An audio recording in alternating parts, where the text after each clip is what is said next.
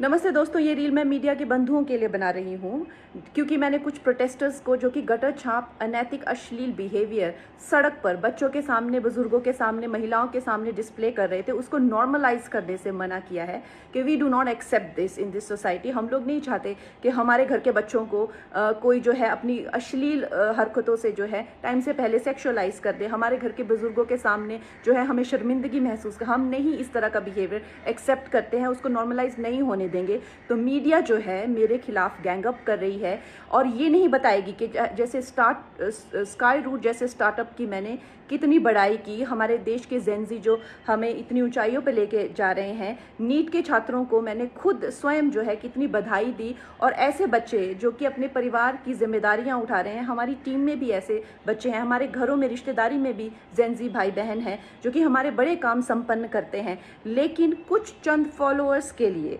और चंद कमेंट्स के लिए और कुछ लाइक्स के लिए ये मीडिया वाले इतने ज़्यादा बिक चुके हैं। और मैं देख रही हूँ कि कुछ फेमिनिस्ट जो हैं वो एंकर्स कह लीजिए या पूरे एक बुलेटिन कर रहे हैं और मुझे सिखा रहे हैं कि Kangana, why should these women have the burden of dignity और डिसिप्लिन। हम लोग मिलेनियल वुमेन पे इतना प्रेशर था to be dignified and to be disciplined, why do we have to give that burden to this generation. Excuse me, क्या आप अपनी बेटी को ऐसा सिखाएंगे?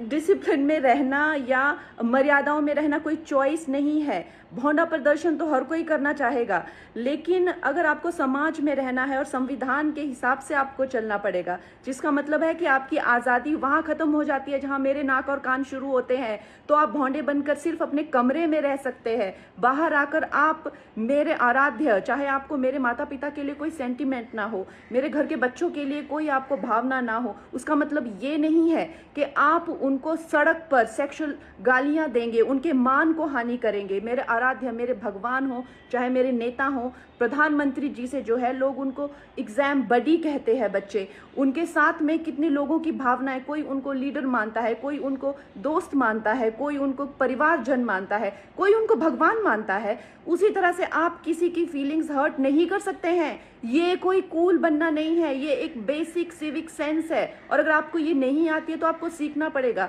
आप ये फेमिनाजी से प्रभावित मत होइए, अपनी ज़िंदगी बर्बाद मत करिए। इस भौंडेपन को सिर्फ और सिर्फ आप अपने कमरे में डिस्प्ले कर सकते हैं, बाहर जाके आपको मर्यादा में रहना पड़ेगा ना, या आप वर्क प्लेस से निकाल दिए जाओगे। आप कभी भी कोई संबंध, परिवार वाले भी आपको भौंडापन नहीं झेलेंगे, तो आपके सामने एक डेड एंड के सिवाय अंधकार वाली जिंदगी हो जाएगी। वैसे अगर देखा जाए तो साइंस भी कहती है कि ह्यूमन लाइफ का जो पर्पस है वो एवोल्यूशन है, और शास्त्र भी कहते हैं कि आप पुरुषोत्तम जो सर्वश्रेष्ठ है पुरुषों में, उस एवोल्यूशन की तरफ जाइए। लेकिन ये फेमिनाजी आपको सिखा रही है कि आप एनिमलिस्टिक जाइए और आप अपने गले में ऐसा, मतलब आपके गले में पट्टा डाल रहे हैं कि आप एनिमल बनिए, आप एनिमल टेंडेंसीज जो है वो डिस्प्ले कीजिए और बिल्कुल आउट ऑफ कंट्रोल हो जाए, भौंडे हो जाए, ताकि आप जेल में पहुंचे। आपको डिसाइड करना है कि आपको कौन अच्छे से गाइड कर रहा है और कौन आपको सही दिशा बता रहा है। मैं यही कहूँगी जो मैंने अपने बड़ों से सीखा है और जिन्होंने मुझे गुरुओं ने जो मुझे ज्ञान दिया है वो यही है